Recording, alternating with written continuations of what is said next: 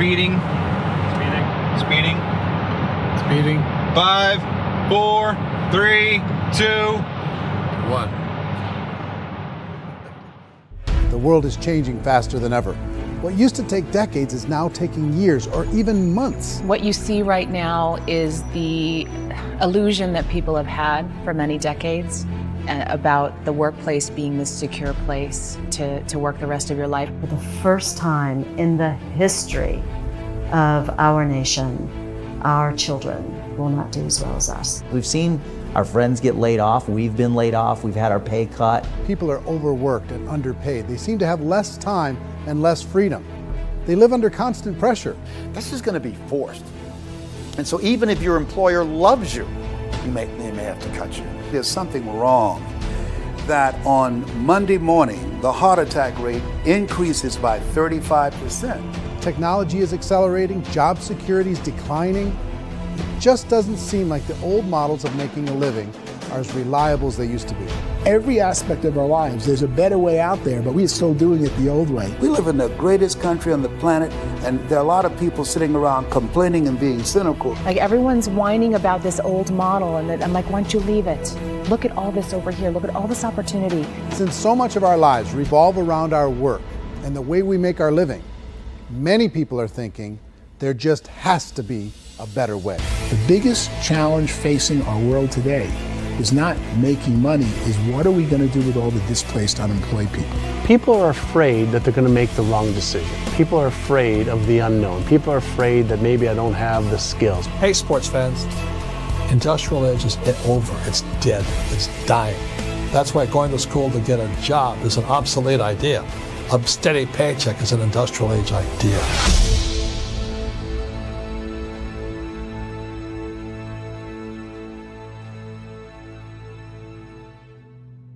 It's the search for answers that has brought us here together today.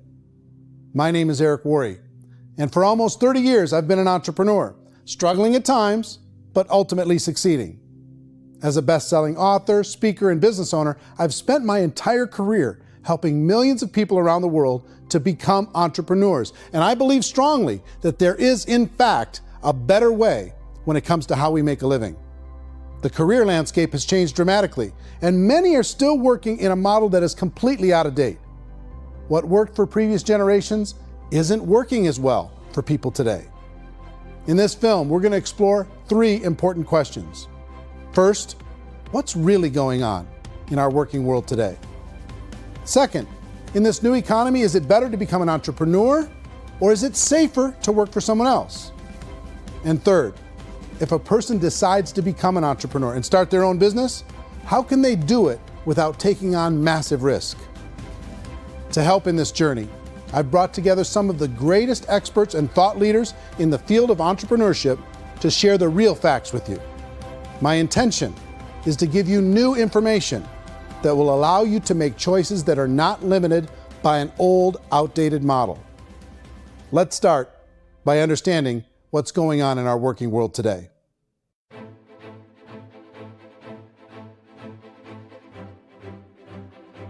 Let's look at unemployment. 30-40% of the people are honestly not working, but would be working. What our government does is if you haven't found a job in 6 months, we don't call you unemployed. We pretend you dropped out of the labor force. I've often said that unemployment, particularly structural unemployment, that's unemployment due to technological changes, is the first sign of economic growth. Think of it, 10 people live on an island. They go out every day and fish. One day, new technology shows up. A missionary brings them a net.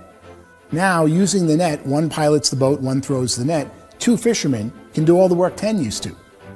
That's a 500% increase in productivity, 2 doing the work of 10, in one day. You don't have to learn a lot to learn how to throw a net instead of throw a fishing line. The island's got a big problem, 80% unemployment. But the island still has all the wealth of the fish because the 2 people produce as much fish as 10 did. Now, of course, looking back in history, these changes used to take thousands of years. And during that time, we went into farming and transportation. Some of us became doctors and some teachers and lawyers, and we developed all these new professions and new manufacturing jobs. Today, these changes are occurring literally in one day when a new technological advance occurs, and we don't have the social structures to deal with it or to retrain the unemployed people. So one of the things that I think is interesting as I travel across the country and really travel around the world is the way that we work and the way we get paid for work is changing pretty dramatically. On a global basis, everything is being turned upside down because of the rapidly advancing technologies. They are eliminating many jobs, and we have been left with many people not prepared for the jobs that exist. A lot of demand in public companies was to squeeze out all the fat and to get just as much margin as we possibly could, and fat equals humans. So this idea of job security and information age is so obsolete, but it's still taught inside our school system. And that's where the problem starts. There's no financial education in the school system, and people are still trained to be employees who work for that paycheck. This is a chart on the middle class. What's happening in the middle class, those that went to school, their incomes have been coming down for years. And parents still say to their kids, go to school, get a job. Now what happens to all those middle class people who are dropping off the ends of the chart? Well, they become what's called working poor. And this is what happens to working poor. But they say poverty is ending.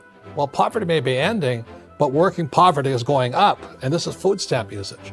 So food stamp usage in America is going through the roof right now, because people cannot earn what they call a living wage. Most people have experienced financial pressures that I think are probably greater than they have been in the past. If you're not working for yourself, then it's going to be a pretty hard road for a lot of people. Today, if you're going to control your future, the 40-40 plan is gone, where you can graduate from college and get a job and work for 40 hours a week for 40 years.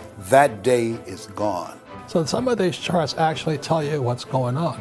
And this is a really interesting one. You know, people are going back to school because if I go back to school, I'll get a nice job.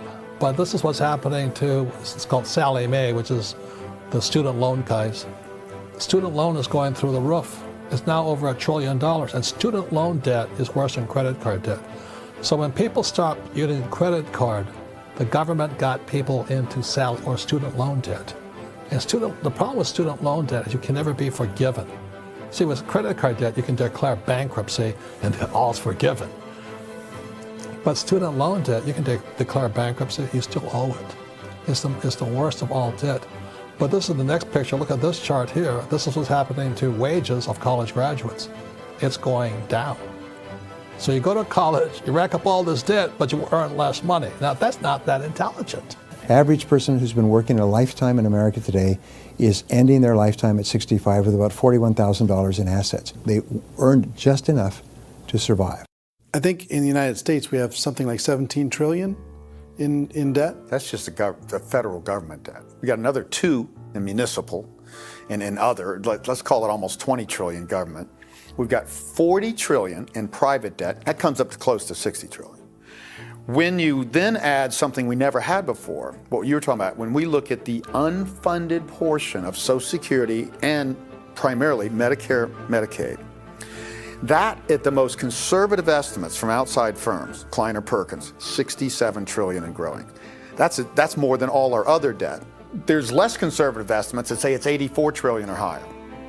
I added up conservatively $127 trillion in total debt. Debt is a financial drug. When you take it to excess, it's like taking a drug. Yeah, it makes you feel better, it enhances your performance, but at a huge cost, eventually it kills you. And so that's what happens. We keep doing more and more debt, and you get less and less results, just like a drug, until the debt gets so high that it crushes the whole system. That's where we're at, 8.2 times GDP. You know who I feel sorry for? I feel sorry for the person who dreads going to work, who is sick to their stomach on Monday morning, who hates their alarm clock, who gets a little glimmer of hope on a Wednesday because it's hump day and says, thank God it's Friday. And they live for those 2 days a week where they get to be themselves and they don't have to be around people they don't like, and they don't have to play the political game in the office, and they don't have to live this half life. The person that works 50 weeks a year just to be able to have the 2 weeks for vacation. And you know what happens to most of them nowadays? They don't have a vacation. They have a staycation. They have time off of work, but they don't get to go where they want to go because they're overextended. They've got all this debt. They got all this situation. They hate their alarm clock. They can't sleep until they're done. They have to spend most of their life in traffic. I feel sorry for that group of people because there's a better way. They just don't know it. I see this really interesting attempt at rugged individuality in a 6x8 rectangle. And I feel like you're all the same, except for the little push pins of the pictures. There's different pictures. Yours is named Jenny and his is named Sujara, but it's the same people. And this is how they are, and they're just like the zombies, and there's no joy in there, there's no fun. There's always like the wacky woman who decorates her cubicle, and that's the most she can do there. You got to give her credits, right? The wacky cubicle woman. The basis for their life is worry. I'm worried, you know, maybe I'll get fired. I'm worried maybe my company will go out of business. I'm worried I can't keep spinning the plates on paying the bills. I'm worried about how do I send my kids to college. I'm worried, what if the transmission of my car breaks? That's, you know, 2 or 3, I can't fix it. People live in a sea of worry, and it eats at them. Those signs that people held up during the Depression didn't say looking for gainful employment in a cubicle. It said looking for work. Work is what we're looking for. Job is just a unit of measurement. Work is what we're going after. It's time to look in the mirror and say, it's not the economy, it's my economy.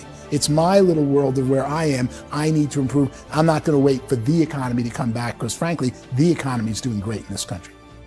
So I'm here on Wall Street, the financial center of the universe, the financial capital of the world. This is where most people's money goes to at least be held for a time, right? With interest rates in banks being effectively zero, and many experts are predicting it's going to stay at zero for the next 10, 20, even 30 years, people feel like they don't have any choice but to put their future into equities, to put their future into the hands of other people on this stock market, and hope that the stock market goes up, hope that the stocks that their advisors pick or that they pick goes up. That's one way to go, I guess. It's my personal belief that if you put your future into the hands of yourself, in other words, you have earning power by yourself, I think you're a better investment than these guys. I think you controlling your future is a better option than handing over your retirement to these guys.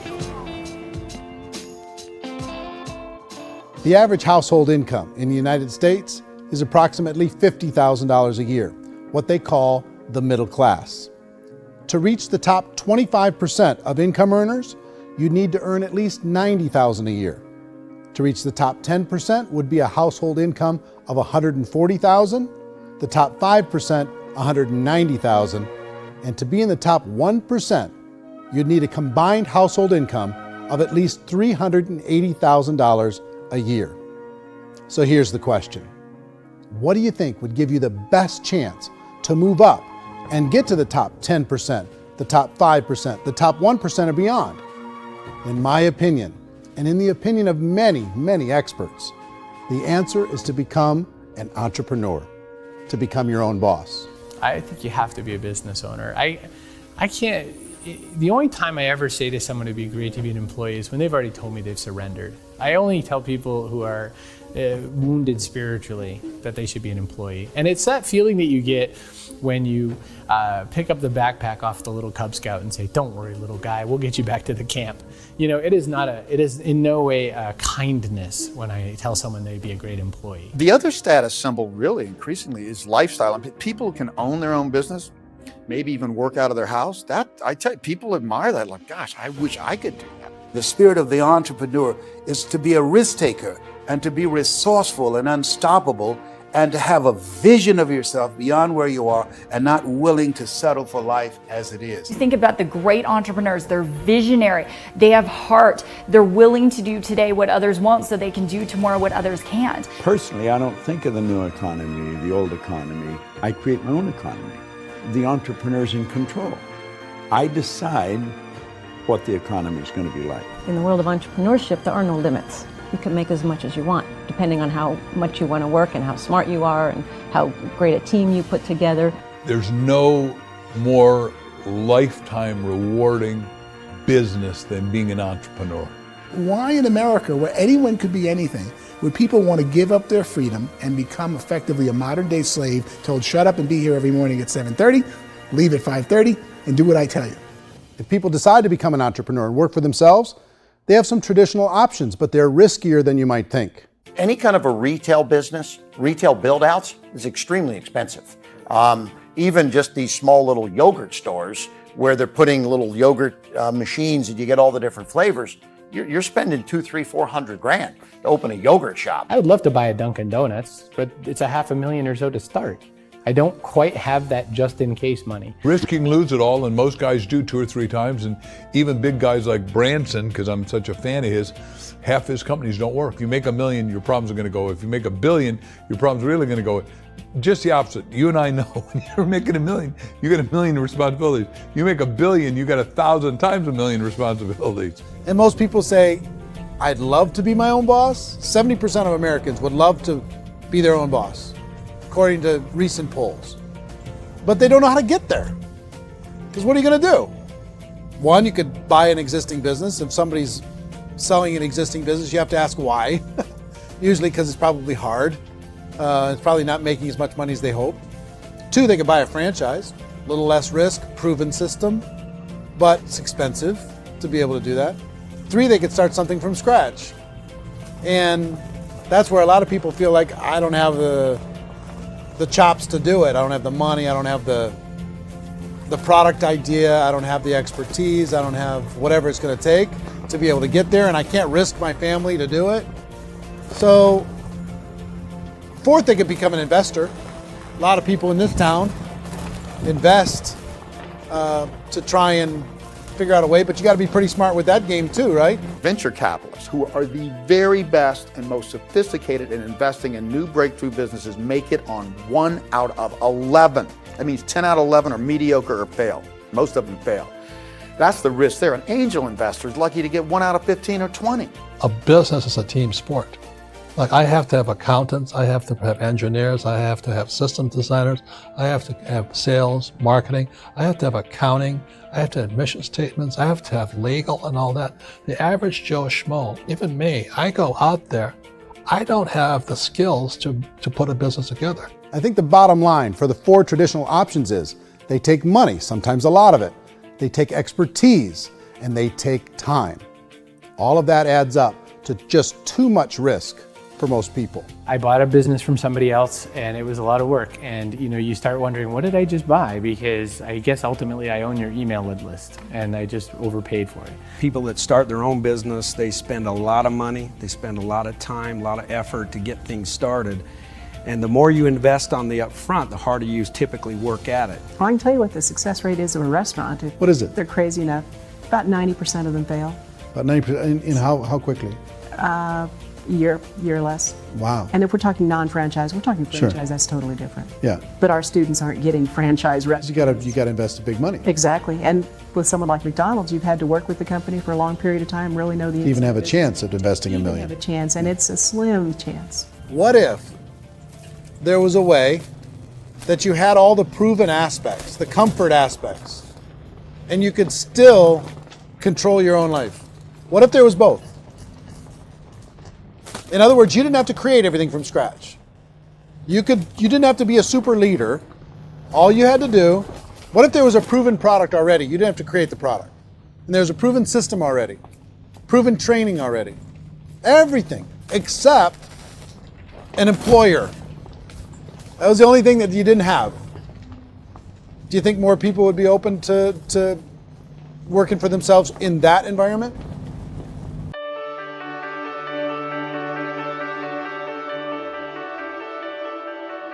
In our search for a better way to make a living, we've come to the conclusion that becoming an entrepreneur is actually safer than being an employee.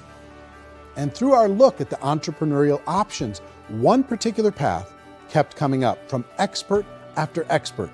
And I think most people will find it surprising because it's certainly a non-traditional business model. That model is for people to start their own business and become an entrepreneur through the creation of a network marketing business. Some people call it direct selling because the product is being sold directly from the manufacturer to the end consumer, cutting out the middlemen. Other people call it multi-level marketing, or MLM, because there are multiple levels of commissions paid. The most common term today is network marketing, because network marketing best describes using a large group of independent distributors, independent entrepreneurs, to move a product or service more efficiently. So my friend here, Donald Trump, and I, we always write about the network marketing industry. And the reason we support the network marketing industry is because it really is a business school for entrepreneurs. Because most people come out of school looking for a paycheck. Oh, that's terrible. I went to network marketing like that. I think if it didn't exist, we should invent it. It is that good. I think direct selling is a great way to do business today. It's very easy to get into that industry, and you can be self-employed, be in effect an entrepreneur. When we see multi-billionaires adding network marketing companies to their portfolio of companies, that would be a clue. When we see people who are very famous authors and very famous business people endorsing the industry, that would be a clue. These network marketing companies aren't $50 million companies, they're billions and billions of dollars. They lead the stock market, they're major companies. When we're going to get it? You know, and you're going to school to work for a paycheck, but if you want to be rich, be an entrepreneur, and network marketing gives you the spirit to be an entrepreneur. A traditional company will spend up to 50% of their total revenue on marketing. Network marketing companies use a different approach. Instead of having all that extensive marketing expense, they utilize a network of independent distributors to do the marketing for them. Now, why do they do this? First, because word-of-mouth advertising is so much more effective today than traditional media advertising. Second, some products need to be explained or demonstrated, and an independent salesperson can do that more effectively than an ad campaign. Third, it's completely efficient. The company only pays for the marketing of their product if a sale happens and not before. Imagine if Amazon allowed you to become an independent distributor and paid out 40% of its revenue to that distributor group. All you had to do as a distributor was recommend a product, and if a person bought it on Amazon, Amazon would take care of all the logistics, and you'd get paid for bringing the customer. Now imagine you got paid for every purchase that customer made for the rest of their lives. Well, Amazon doesn't offer this option, but network marketing companies do. 85% of all buying decisions in our society are made as a result of word of mouth or reputation. We're recommending things to each other all the time. You know, who's your dentist? Who's your doctor? Who's your lawyer? What detergent, are you using? What legal system are you using? What product are you using? We're talking to each other about the things that we love anyway. When you go into a big box retailer, you're lucky if the clerk looks you in the eye, much less gives you any detailed or accurate information about what you're purchasing. So of course, this personal information, this education coming from a friend, a neighbor, a relative, or even a stranger, but one who has experience with the product is extraordinarily valuable. As a matter of fact, network marketing can educate consumers probably better than any other form of marketing. It certainly can do better than advertising, because advertising usually has a certain hype to it, and you can only get limited information. So, network marketing trumps advertising. If you were a typical sales company and you wanted to sell $1 million a month worth of product, you might go find 100 superstar salespeople. The quota would be $10,000 a month. So network marketing as a distribution system just flips the numbers. So we use 10,000 happy, raving fans of a particular product, and we don't concern ourselves so much with how much product each one of them individually sells. If they sell just $100 or $200 a month, and there's 10,000 of them, you're selling $1 million to $2 million a month worth of product. And that's the best way I can explain how network marketing works. This is the marketing arm of the company. There's not money being wasted on bricks and mortar. There's not money being wasted on inventory that's sitting stagnant somewhere. There's not of employees standing around that don't have customers. These are people that are going to connect with customers. These companies allow people to become independent distributors for extremely low cost and with no minimum time or sales quota. Essentially, they own their own business and can provide as much or as little sales as they choose.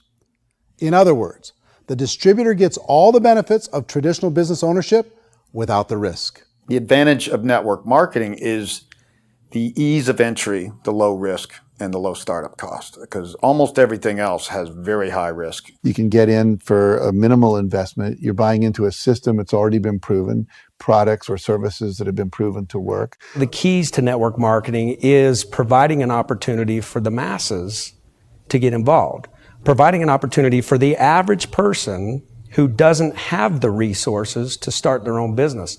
All of this so far is fairly straightforward, but network marketing offers another benefit, and it's this benefit that makes it so interesting for entrepreneurs. Network marketing allows a distributor to build their own network of other distributors and then compensates them on the sales created by that entire group. Direct selling is, at its base, very simple. It's the sale of a product or service to an individual on a face-to-face, one-on-one basis, just the way we're talking right now. But there's an important element as well, and that's the offering in conjunction with that sale of product, the offering of an opportunity for someone to make something of themselves. No matter what your social status is, no matter what language that you speak, I mean, look how many unbelievable people are becoming successful that speak every kind of language out there. What an awesome gift to give the world. Instead of having to work your way up in a system and prove that you could be a sales manager, they just decided everybody can be a sales manager. Everybody gets to build a sales team from day one. And so what that brought into the system of growth as a direct selling company is the concept of compounding or geometric progression.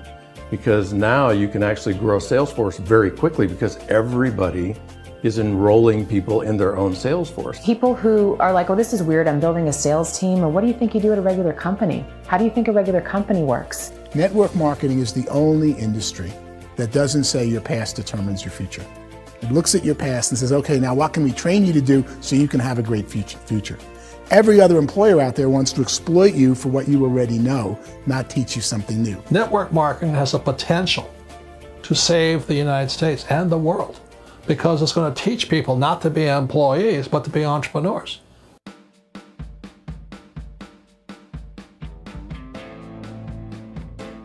According to the Direct Selling Association, if you add up all the network marketing companies around the world, they combine to do over $178 billion a year in retail sales. To give you an idea of how big that really is, the NFL, the National Football League, does approximately $9 billion a year. The music industry does a little more than $16 billion a year, and the movie industry does about $80 billion a year. Using a conservative average, network marketing companies pay their distributors about 40% of that $178 billion in the form of commissions, which adds up to more than $71 billion a year. That's almost $6 billion a month. It's almost $200 million in commissions every single day. So it's certainly working, and people are making serious money in network marketing.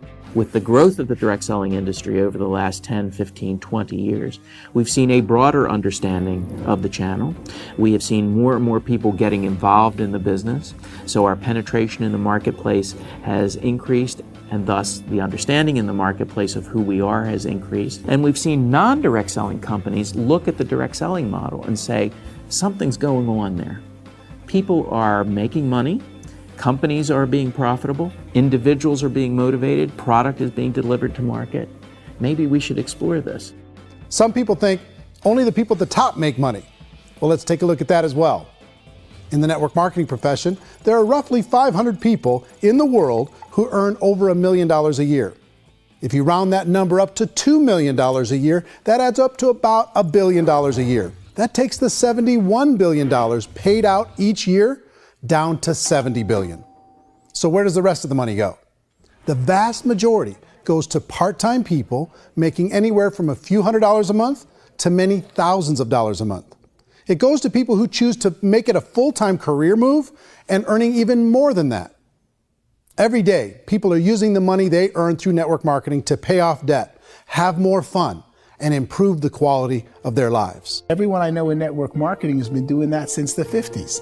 They go to work when they want to go to work. They stop working when they want to take time with their children to have a leisurely breakfast and discuss issues and driving to school. They go back to work when they get home, wherever they're working out of. The biggest thing that I've seen is people that have become much happier in their life. MLM has probably made more millionaires of more people in more countries, and I've spoken to them in 67 countries than any other single form of business, starting from nothing. If they have a choice between working a job for the next 10 years or working a network marketing business for the next 10 years, the result of working the network marketing business will be better.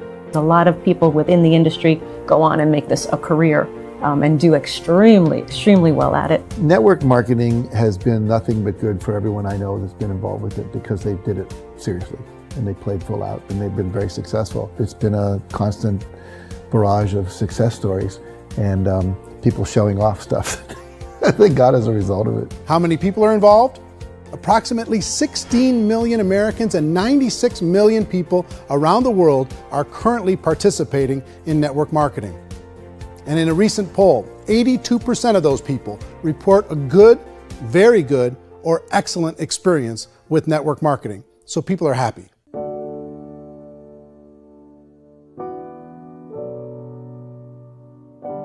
So I've taken a look at the network marketing profession and really tried to understand why so many people are confused as to the validity of this as a business.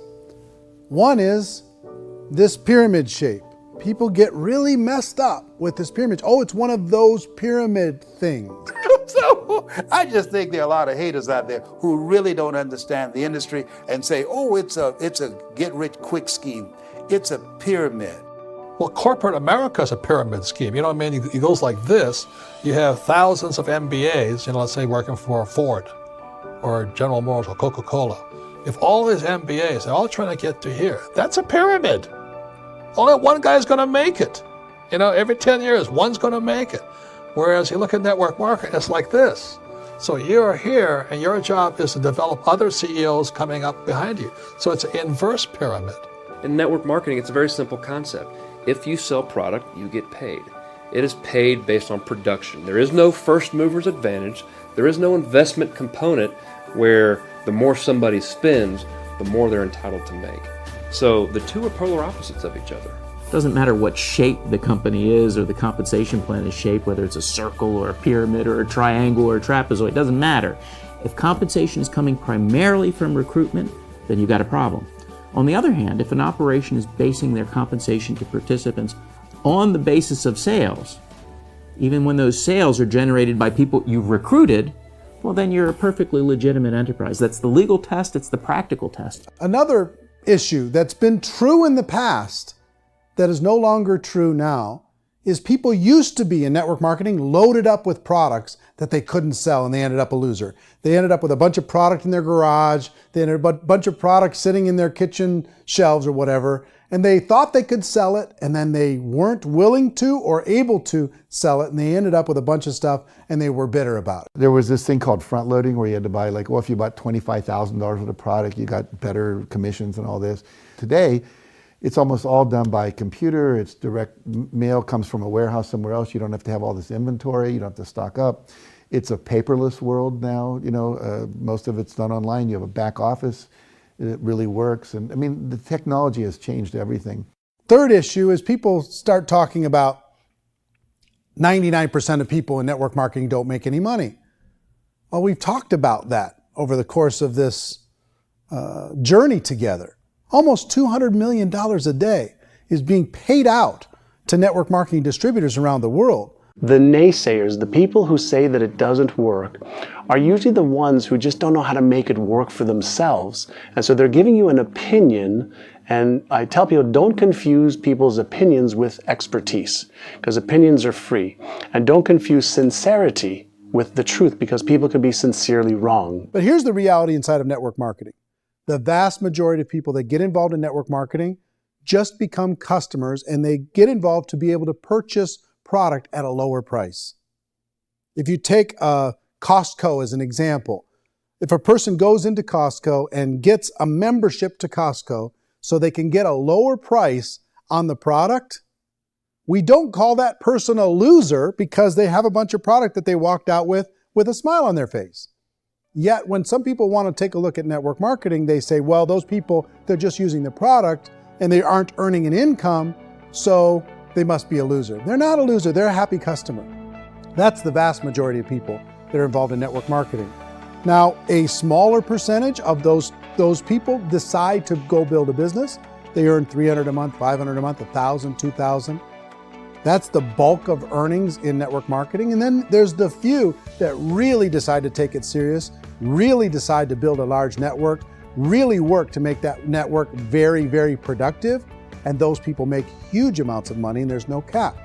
What I do as an outside economist, just somebody looking at this industry like any other industry I speak in and say, look, what's the realities of this? 1% do incredibly well. 10% generate some additional income at pretty low risk and effort, that's fine. And 90% of people roughly end up customers. One thing that I think is real when it comes to people's perceptions about network marketing is people put this, and distributors, I think, involved in network marketing have some responsibility for this. They have sometimes unrealistic claims about the product or about the income. Most people who become distributors, they want the money, they want to be successful, but they don't have the skills. They don't know what to do. And when people don't know what to do and they're in a new business, they're scared. And when they're scared, they panic and desperation kind of sets in. So they think everyone they talk to has to get in. So if I talk to you and you say, well, no, I don't have time to do that, they're like, no, I need you. You have to do this or I won't be successful. So I start clawing on you. I start that desperation. So then I start making claims about the product, which are not appropriate, probably not even true. Or I start saying, oh, let me show you how you can make all this money and you don't have to do anything, Eric. And so you just totally misrepresent the opportunity, and you're clingy with people because you think you need everybody to be successful, and you don't. You know, one of the messages that I try to deliver most forcefully to companies as well as salespeople in direct selling is that you don't have to overpromise. The reality is in network marketing, there's a lot of hard work involved. There's a lot of effort. You're going to have to develop yourself. It's a business like anything else. It's going to take some time, but in my opinion, it's better.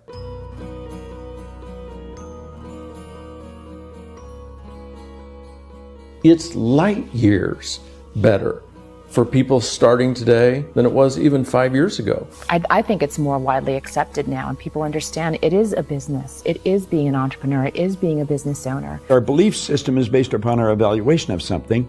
And frequently, if we reevaluate a situation, our belief about that situation will change. The industry has changed and it's grown up. It's totally transformed. You've got young people today that have grown up with social media, and they understand networks. They understand how people are connected through technology, and they understand how money flows through those networks. So when they see network marketing, they don't see it the way their parents saw it. And we've all learned, the larger industry that you represent, has all learned from those mistakes and flaws and errors that have happened early on. Early algorithms didn't work the right way. That's all fixed. It's like when they design a computer program, they design the program, then they run it, and then they go back through and they debug it. The MLM industry has been debugged. This is the day of being virtual, being able to run a business from your mobile phone. I mean, it's incredible. Companies are getting smarter. They're implementing more consumer protections. They're implementing more compliance training. They're doing more with respect to product research. If you do get involved and you make purchases of inventory, even on a voluntary basis, if you decide that this business is not for you, you can leave and have that inventory repurchased by the company. There's no other business that offers that kind of protection on a voluntary, self-regulatory basis.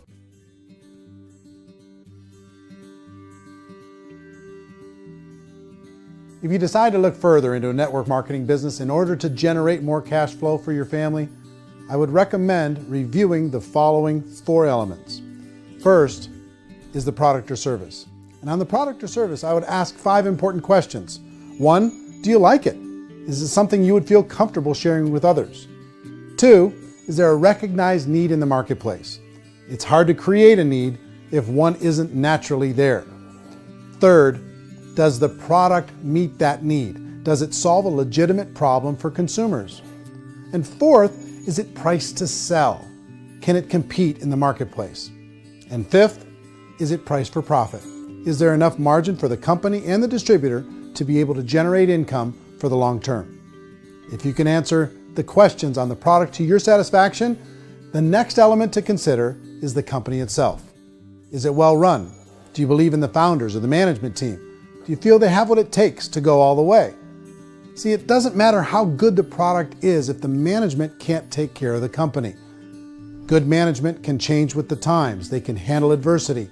They can make good decisions. Make sure you choose a company that can serve you for a long time. The third element to consider is the compensation plan. And with that, there are three important things to look at.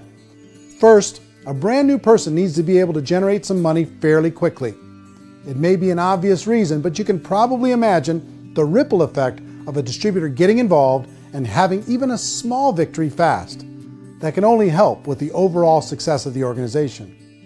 Second, a person should be able to develop a moderate part-time income in a reasonable period of time. As they develop their network and as their sales grow, they should be able to enjoy more benefits. And third, for the people who are really serious, for those who decide to really go pro in the network marketing profession, there should be the possibility to make a serious full-time income if they work hard and are committed to developing their skills. If you're comfortable with the product, the company, and the compensation plan, the last thing you should look at is the support that will be made available to you. Does the company have a website? Does it have a solid online reporting tool? Do they have comprehensive training available? Do they host events to help you build your business? If you decide to do this, what kind of a support system can you plug into? Choosing a network marketing company is a personal decision.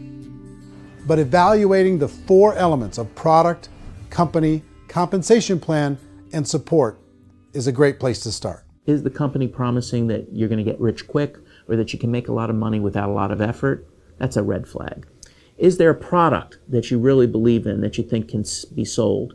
Or are you being told by salespeople or the person who's trying to recruit you or by the company itself that don't worry about the product, all you have to do is recruit other people into the business? Red flag, warning sign. If you're hearing that, take a second or even a third look. Get to know the customers, the products, the business, have some success, and see where the opportunities might take you to move up in the organization. You want to find out, how concerned are they about my education, my training, and my development? Is there a space for me to grow? Most important question.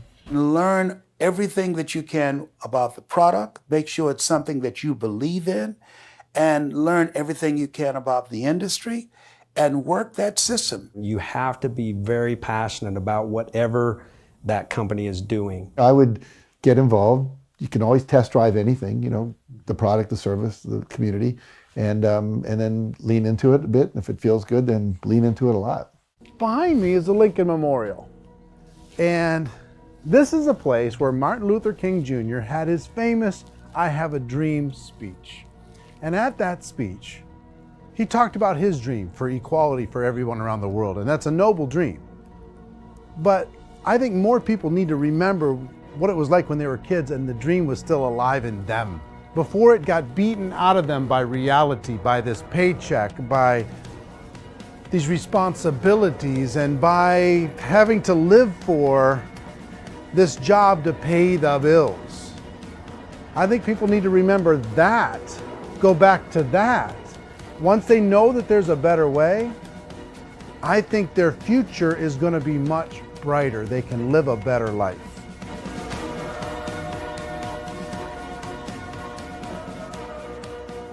So if you're considering getting involved in a network marketing company, let me offer you just a few pieces of advice. First, network marketing isn't perfect. It's emotional, it's challenging. Like any entrepreneurial venture, it can have its up days and its down days.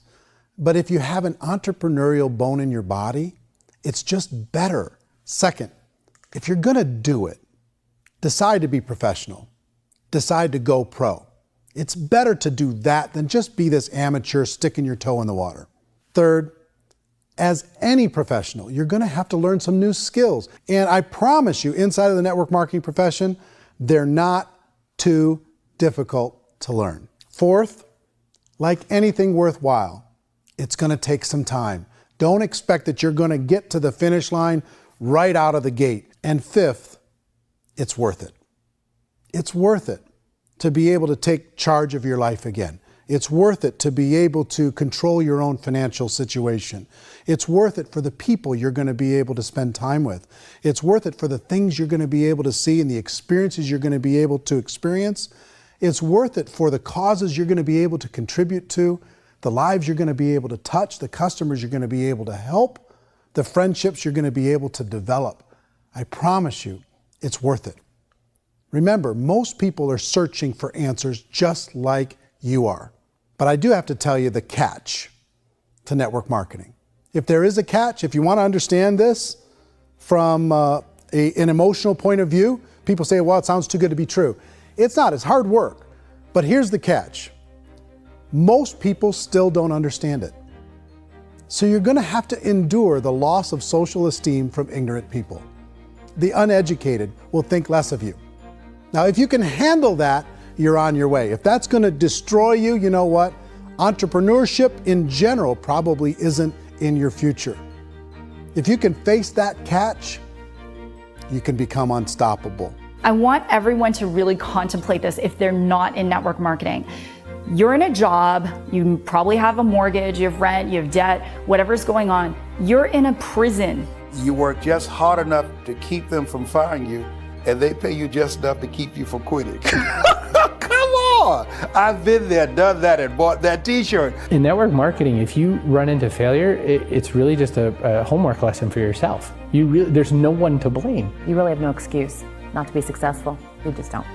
People don't want to hear that, but there's so much available to you. If you want to be a good network marketer, be a student to the people above you, be a fellow traveler to the people on the same level, and be a teacher to those below, and know when it's appropriate to do which. People who are not afraid of asking people to buy things, or not afraid of persuading people with a chance they may say no, these people own the future. Nothing happens until something moves. So you got to go move, you got to go do something, or nothing's going to change in your life.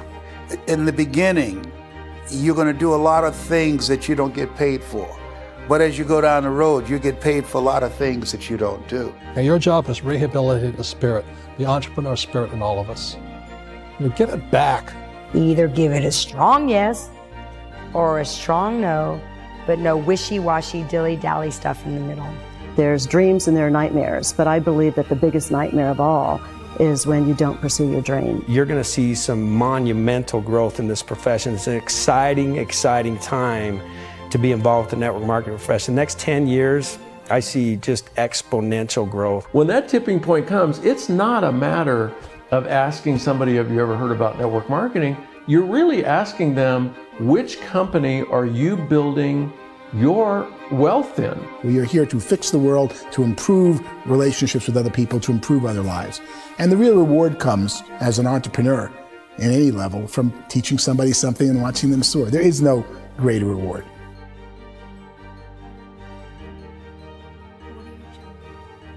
Life's too short to spend it living someone else's dream instead of your own. It's too short to spend it living at a fraction of your potential. Can being an entrepreneur be a challenge at times? Sure. But here's what you get in exchange. It can be yours.